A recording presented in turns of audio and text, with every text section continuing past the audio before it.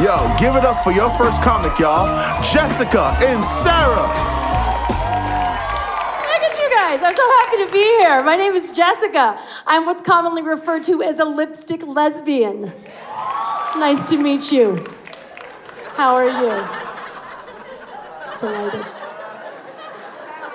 It's a stupid term, right? It's so silly. It's because I have long hair and I wear makeup. It's a silly term, but I lean into it. I have fun with it, right? I enjoy being feminine and coming out to people because they don't always expect it. They don't always know how to react, right? Like one time, my coworker asked me what my husband did for a living. So I had a little fun with her. I was like, actually, my partner's a woman. And she went, well, I think you're very efficient and a nice person.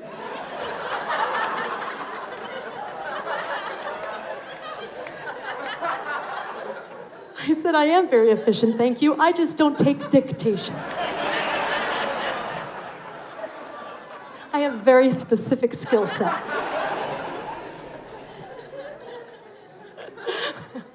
My favorite reaction, though, is when straight drunk girls, I'm sure there's one or two in here, they're like, oh my God, you're so pretty. If I ever hooked up with a girl, you would totally be my type. To which I generally respond, we can test this theory. What are you drinking? Works every time. I'm also an old lesbian. I came out like over 25 years ago. Yes. Thank you. You proved my point. Thanks to millennials, nobody gives a fuck anymore, do they? You tell a millennial you've been out 25 years, they're like, oh, whatever, everybody is fluid now, okay?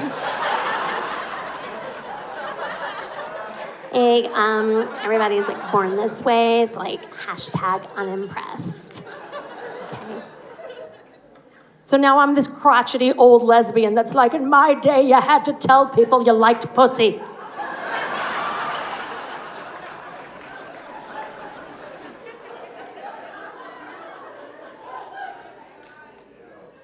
We didn't have Glee.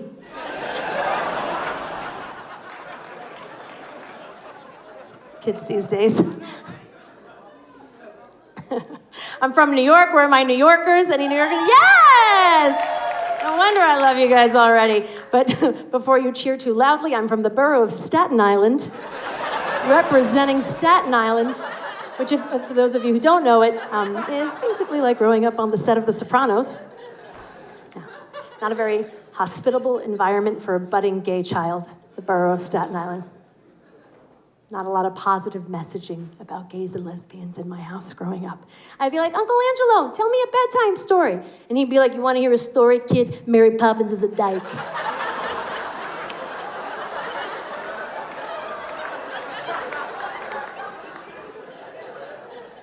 Just look at her fucking shoes.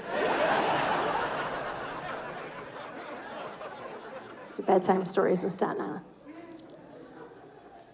And I was very much the classic Guidette, if you're familiar with the term, you know, big hair, lots of Aquanet. Watched my first communion video the other day, looked like a mafia bride. And I sound like Lorraine Bracco in Goodfellas. 8 years old, I'm like, we lift up our hearts to the Lord.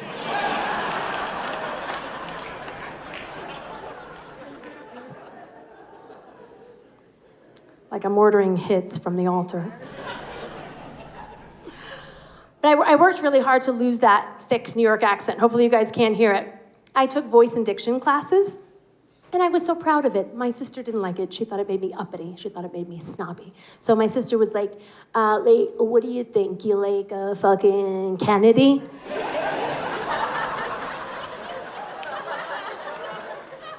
My sister did her 23andMe. Turns out she's 40% Marissa Tomei and 60% cunt. That shit is accurate. It's worth the money. Who did it? Everyone's doing the 23andMe. Who did it? I love it. No one ever wants to admit that they spent $150 to find out they're white. Everybody did it. I'm so Italian, my results just came back like a brand of olive oil. You gotta be careful. You gotta be careful with the DNA tests. I know someone, true story, did her Ancestry.com, found out the man who raised her, not her biological father, right? Heard these stories? Mother had had her with a different man altogether, and had just been like lying to her entire life. I was like, they don't put that in the commercials! Do they? Ancestry.com. Was your mom a hoe?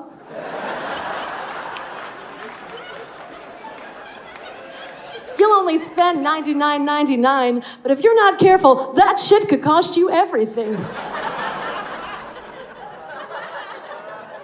be a very expensive test. Gotta be careful with the DNA.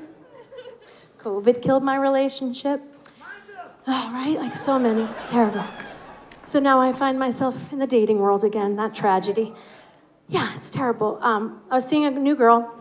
It's so hard to find someone compatible, you know, as you get older, right? And I could tell, like, early on, this isn't gonna work. She had way too many hobbies and not enough time for me.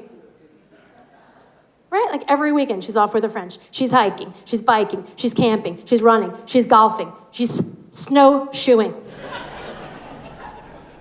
I finally said, are you interested in a relationship or in qualifying for the Olympics? What is the objective here? Okay. Final straw, she brings up another group camping trip with her friends. I was like, I'm interested in an adult partner, not a lesbian Girl Scout. She didn't like that. She was like, that's not nice. I'm like, if the badge fits, bitch.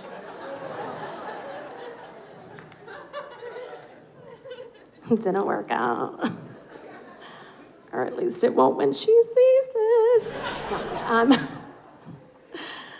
No, it's tough. It's tough. I complain about dating in my 40s because it's miserable, but then I realized I probably shouldn't complain. My friend, her mom is 92, and she started dating a guy who's 99.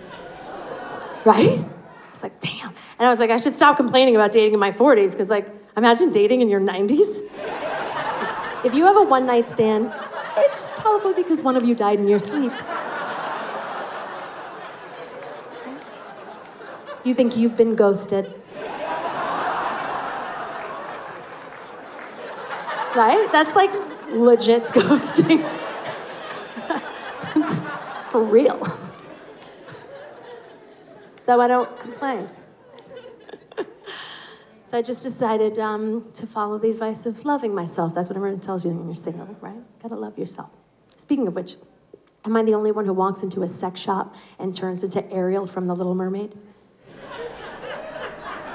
Sir, do you have this experience? You know, I walk into a sex shop and I'm immediately like, look at this stuff. Isn't it neat? Wouldn't you think my collection's complete?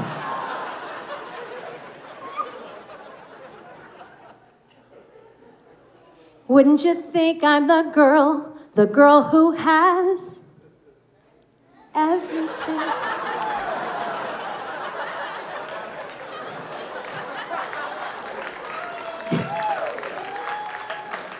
But who cares? No big deal. Sing it with me, sluts. You know the words. I want more. Yeah, you do, you dirty Vegas bitches. You guys have been so much fun. My name is Jess and Sarah.